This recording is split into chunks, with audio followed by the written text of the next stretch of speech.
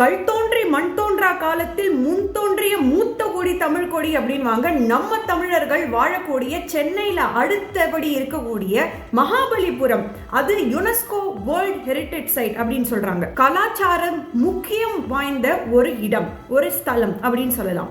கலாச்சாரத்துக்காக நம்மளுடைய பாரத பிரதமர் பல்வேறு விஷயங்களை செய்துள்ளார். அந்த மகாபலிபுரத்துக்கு நம்மளுடைய சீன அதிபரை கூட்டிட்டு வந்தார். இது மட்டும் இல்லாம ஆஸ்திரேலிய பிரதமரை அக்ஷர்தாம் அப்படிங்கிற கோவில் தில்லியில அமைந்திருக்கு, அங்க கூட்டிட்டு போனார். நம்மளுடைய கலாச்சாரத்தை உலக அளவுல எடுத்து செல்ல வேண்டும். நம்மளுடைய கலாச்சாரம் அப்படிங்கிறது வழி வழியாக வந்து உலகத்திலேயே மிக சிறந்ததாக கல்ச்சுரல் சிக்னிபிகன்ஸ் நம்மளுடைய இந்தியாவில் இருக்கு. இந்தியாவுக்கும் ஸ்ரீலங்காவுக்கும் இடையே கல்ச்சுரல் சிக்னிபிகன்ஸ், கலாச்சாரத்தினால ஒரு கனெக்ஷன் இருக்கு அப்படின்னு அந்த ஊர்க்காரங்களே நம்புறாங்க. அப்படி இருக்கும்போது நம்மளுடைய பிரதமர் நம்ம கலாச்சாரத்தை உலக அளவில் எடுத்து சொல்லிக் கொண்டிருக்கிறார் பல்வேறு விதமாக. ஜப்பான், இஸ்ரேலுடைய பிரதமர் மற்றும் பிரான்சினுடைய அதிபரை கூட்டிட்டு கங்கா ஆரத்திக்கு போறாருங்க காசியில.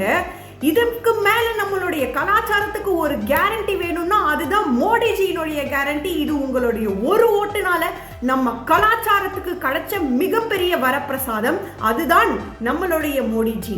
இது மோடியினுடைய கேரண்டி. வாக்களிப்பீர் மோடிஜிக்கு. ஜெய்ஹிந்த்.